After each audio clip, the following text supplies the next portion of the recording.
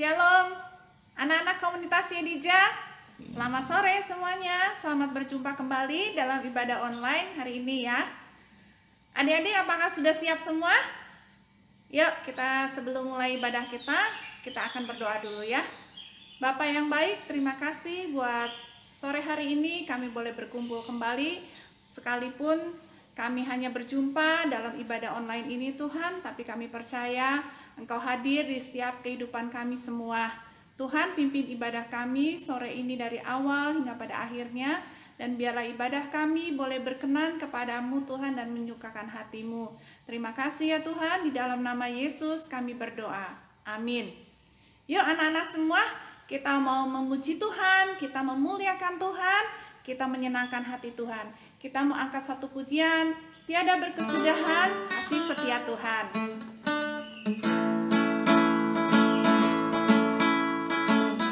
Tiada berkesudahan, kasih setiamu Tuhan, selalu baru rahmat-Mu bagiku. Hari berganti hari, tetap kulihat kasih-Mu, tak pernah berakhir di hidupku. Tuhan Yesus baik, sungguh amat baik, untuk selama-lamanya.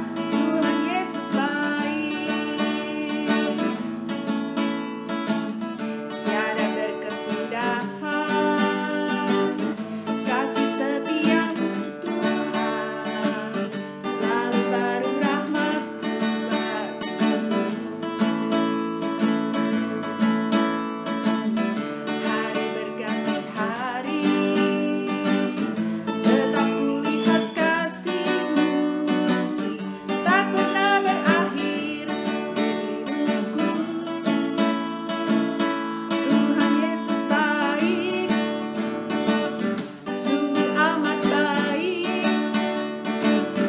untuk selama-lamanya. Tuhan Yesus baik, Tuhan Yesus baik, sungguh amat baik, untuk selama-lamanya. Tuhan Yesus baik, untuk selama-lamanya. Tuhan Yesus baik. Nah, kita akan masuk pujian yang kedua ya. Yuk, dari terbit matahari. Dari terbit matahari sampai pada masuknya, biarlah nama Tuhan dipuji.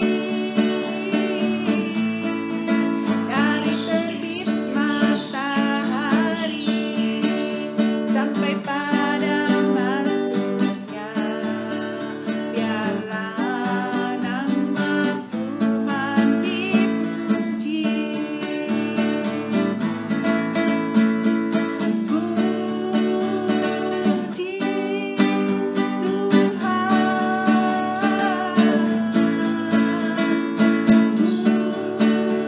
puji Tuhan.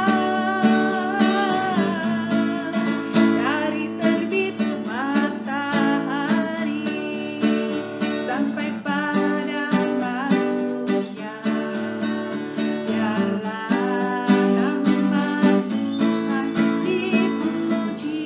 Sekali lagi ya.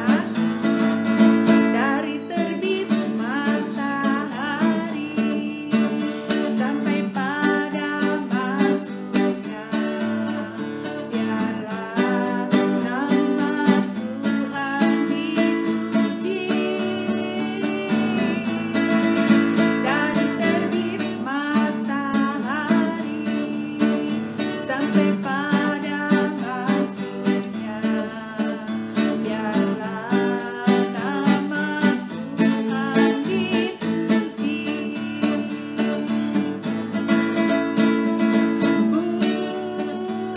Puji Tuhan.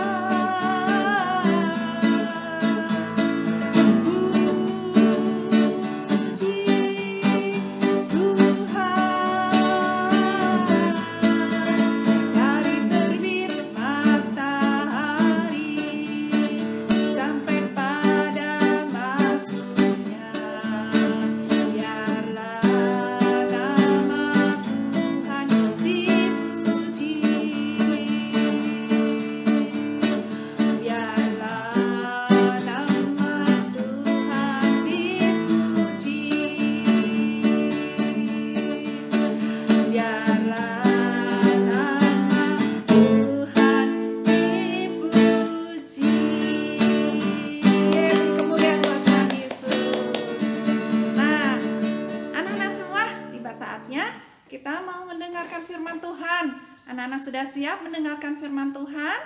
Yuk, sebelumnya kita berdoa dulu ya. Kita akan angkat satu pujian, Ku buka hati untuk firman Tuhan. Ku buka hatiku untuk firman-Mu. Ku ingin menjadi seperti Yesus. Berfirmanlah Tuhan, Ku mau mendengar dan melakukannya setiap hari. Roh Kudus yang manis, tolong aku menuruti firman Tuhan. Roh Kudus yang manis, jadikanku anak Tuhan yang manis. Ku buka hatiku untuk firman-Mu. Ku ingin menjadi seperti Yesus. Berfirmanlah Tuhan, Ku mau mendengar dan melakukannya setiap hari. Roh Kudus yang manis, tolong aku menuruti firman Tuhan. Roh Kudus yang manis, jadikanku anak Tuhan yang manis. Anak Tuhan yang manis. Anak Tuhan yang manis. Yuk, anak-anak semua, kita mau tenangkan hati kita. Kita mau mempersilahkan Roh Kudus untuk melembutkan hati kita semua, supaya kita semua siap menjadi tanah-tanah hati yang subur, yang siap ditaburi dengan benih firman Tuhan. Bapa yang baik, terima kasih. Sore hari ini kami masih diberi kesempatan untuk mendengarkan firman-Mu. Mampukan setiap kami semua anak-anak-Mu Tuhan, untuk dapat menangkap dan mengerti isi dan pesan firman-Mu sore ini, supaya kami semua boleh menjadi pelaku-pelaku firman-Mu yang taat dan setia kepadamu. Kami mau menjadi terang dan saksi-Mu Tuhan yang mempermuliakan nama-Mu. Terima kasih Tuhan, kebenaran firman-Mu akan disampaikan dan kami siap untuk menerimanya. Di dalam nama Tuhan Yesus kami berdoa dan mengucap syukur. Amin. Anak-anak semua, kita sudah siap mendengarkan firman Tuhan kan? Nggak ada yang tidur-tiduran ya.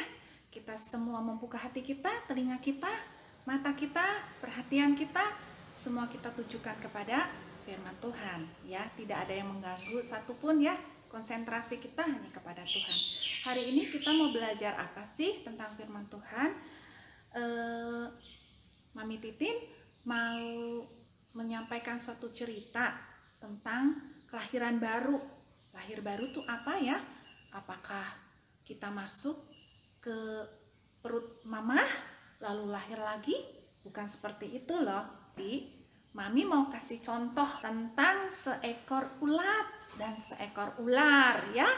Nah, dari cerita yang sederhana ini tentang si ulat dan si ular, anak-anak akan bisa lebih mengerti lagi pastinya ya, bagaimana hidup menjadi terang dan menjadi berkat, menjadi anak Tuhan itu seperti apa ya, supaya apa yang Tuhan inginkan dalam hidup kita, itu yang terjadi. Yuk, kita saksikan sama-sama ya. Anca dan Uut. Anca adalah seekor ular sawah. Dia punya teman namanya Uut, seekor ulat kecil. Suatu siang ketika sedang berjalan-jalan, mereka merasa lapar sekali. Kemudian mereka ingat tadi pagi mereka melewati sebuah kebun. Di sana ada banyak ayam makanan kesukaan Anca. Juga banyak sayuran segar kesukaan Uut. Ayo, kita makan siang di kebun itu, kata Uut. Anca setuju sekali. Mereka masuk ke kebun itu. Anca sudah lapar sekali. Tetapi dia merasa beruntung karena menemukan tempat yang banyak ayamnya. Di kebun itu, Anca mulai beraksi. Dia bergerak lincah sambil membuka mulutnya lebar-lebar. Hop, hop. Sebentar saja beberapa ekor ayam habis dimakannya. Pikirnya dalam hati. Ayam-ayam lezat. Oh, senangnya kalau terus begini. Aku tidak susah payah lagi mencari makan. Setelah kenyang, Anca menemui Uut. Uut, aku sudah kenyang nih. Ayo cepat kita pergi, kata Anca sambil berlalu. Uut sedang asyik menikmati daun-daun segar. Ada banyak macam rasa yang baru di sana. Uut belum pernah melihat begitu banyak jenis daun seperti di kebun itu. Di antaranya ada daun yang pedas tapi segar dan lezat. Uut ingin makan sebanyak mungkin. Tapi dia sadar itu tidak mungkin. Sebab sebagai binatang kecil kemampuan makannya terbatas. Besok datang lagi kata Uut dalam hati dan menyusul si Anca. Keesokan harinya, mereka masih bermalas-malasan karena kekenyangan. Si petani datang dan memeriksa kebunnya. Petani itu sangat terkejut melihat kebunnya telah rusak dan banyak ayamnya yang hilang. Oh, tidak. Ayam-ayamku hilang dan kebunku hancur, kata petani itu. Ketika diselidiki, si petani menemukan tanda-tanda adanya jejak ular. Dia juga melihat lubang-lubang di daun-daun. Tahulah petani itu siapa yang merusak kebunnya. Petani berkata dengan marah, "Akan kubinasakan ular itu dan tanamanku akan kusemprot dengan obat anti hama untuk mematikan ulat-ulat yang merusak tanamanku." Perkataan si petani didengar oleh babi. Dia segera mencari Anca dan Uut untuk menceritakan hal itu. "Hai teman, lebih baik kalian segera menyembunyikan diri. Kalau tidak, kalian akan dibinasakan," kata si babi. "Apa yang harus kita lakukan? Petani itu pasti menemukan dan membunuh kita. Lagi pula, aku tidak mungkin melawan dan tidak dapat melarikan diri secepat kamu," kata Uut si ulat kecil itu dengan takut dan panik. Anca punya ide.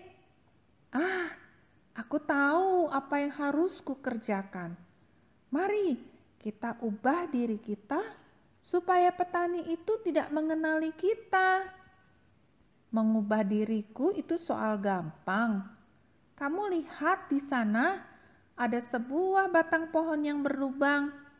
Aku akan masuk ke sana dan ketika aku keluar, kamu pasti tidak mengenaliku. Anca kemudian merayap masuk ke lubang pohon itu, katanya. Inilah waktunya aku berubah. Kalau aku keluar, petani itu pasti tidak mengenaliku karena kulitku sudah berubah. Beberapa waktu kemudian, Anca keluar dari lubang kayu itu. Lihat, kulitnya, wow, Anca telah berubah.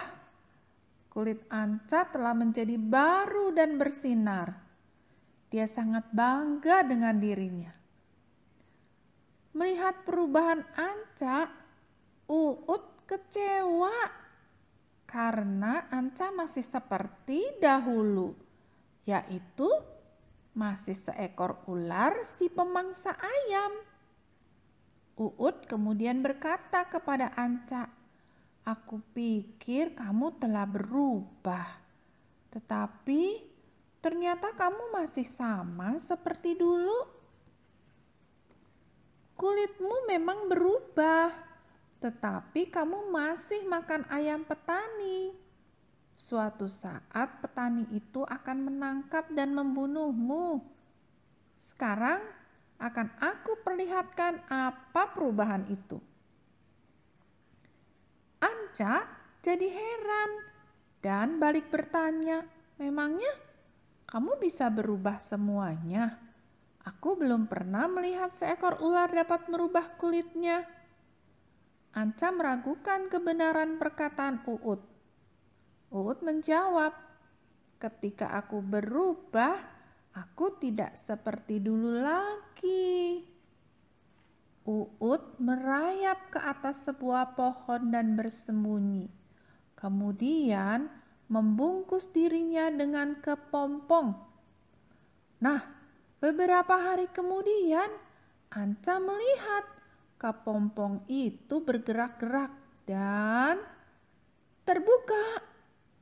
Tetapi dia tidak melihat Uut, sebab Uut telah berubah. Dia bukan seekor ulat kecil lagi. Sekarang dia punya sayap dan telah menjadi seekor kupu-kupu. Sayapnya berwarna-warni indah sekali. Uut menjadi baru dan kebiasaan jeleknya telah hilang. Kupu-kupu tidak makan dedaunan dan merusak tanaman, melainkan meminum sari bunga. Pada saat itulah dia membantu proses bunga tanaman menjadi buah. Nah, ini pun terjadi kepada kita semua. Jika Yesus masuk ke dalam hatimu, Dia mengubah hatimu yang penuh dengan kejahatan menjadi hati yang baru. Sifat-sifat buruk berasal dari hati yang penuh dosa. Jika kamu menerima Yesus sebagai Tuhan dan Juru Selamat, maka semua dosamu akan diampuni. Ketika Yesus mengubah hatimu, bentuk badanmu masih sama, tetapi dalam hatimu sudah tidak ada dosa lagi. Sehingga dalam hatimu akan memancar keluar sifat-sifat yang baik. Di dalam 2 Korintus 5 ayat 17 berkata, "Jadi siapa yang ada di dalam Kristus, ia adalah ciptaan baru. Yang lama sudah berlalu, sesungguhnya yang baru sudah datang." Nah, anak-anak semua, ceritanya menarik ya tentang Anca dan Uut tadi. Lebih jelas pastinya, kita sebagai anak-anak Tuhan, menjadi anak-anak terang, hidup kita sudah ditebus oleh darah Yesus. Sudah dibeli dengan harga yang tunai. Kita dahulu yang hidup di dalam dosa, di dalam tingkah laku yang tidak baik, dalam perbuatan-perbuatan kita yang jahat, kita sudah diubahkan ketika kita menerima Yesus di dalam hidup kita. Yesus lahir di dalam hidup kita. Itu sama dengan sebuah kelahiran yang baru, ya. Roh kita diperbaharui, diubah oleh Tuhan Yesus yang sudah menebus kita, sehingga kita menjadi anak-anak terang, tidak lagi menjadi anak-anak gelap. Karena apa? Karena di dalam 2 Korintus 5 ayat 17 yang tadi sudah disebut ya. Jadi siapa yang ada di dalam Kristus, ia adalah ciptaan baru. Yang lama sudah berlalu, sesungguhnya yang baru sudah datang. Nah, anak-anak semua, kita mau ada ayat satu lagi ya. Kita mau baca sama-sama di Efesus 5 ayat 8. Efesus 5 ayat 8 dan 9. Memang dahulu kamu adalah kegelapan, tetapi sekarang kamu adalah terang di dalam Tuhan. Sebab itu hiduplah sebagai anak-anak terang. Karena terang hanya berbuahkan kebaikan dan keadilan dan kebenaran. Nah, untuk menjadi murid Tuhan Yesus, menjadi anak-anak terang, menjadi anak-anak Tuhan yang menyatakan kemuliaan Tuhan, kita harus berubah dari hidup yang lama menjadi hidup yang baru. Segala perbuatan kita, tingkah laku kita, perkataan kita harus menjadi berkat buat orang lain. Apa yang kita lakukan semuanya adalah benar dan baik. Ya. Nah, adik-adik, anak-anak semua di rumah mau kan menjadi murid Tuhan Yesus yang menjadi terang dan jadi berkat? Ya, tentunya ya. Nah, puji Tuhan, adik-adik semua, anak-anak semua, kita mau akhiri ibadah online sore hari ini. Yuk, kita mau tutup mata kita mau berdoa ya. Tapi jangan lupa, ayatnya tadi di Efesus 5 ayat 8 dihafalkan ya. Lalu di-share di grup masing-masing. Yuk, anak-anak semua kita berdoa.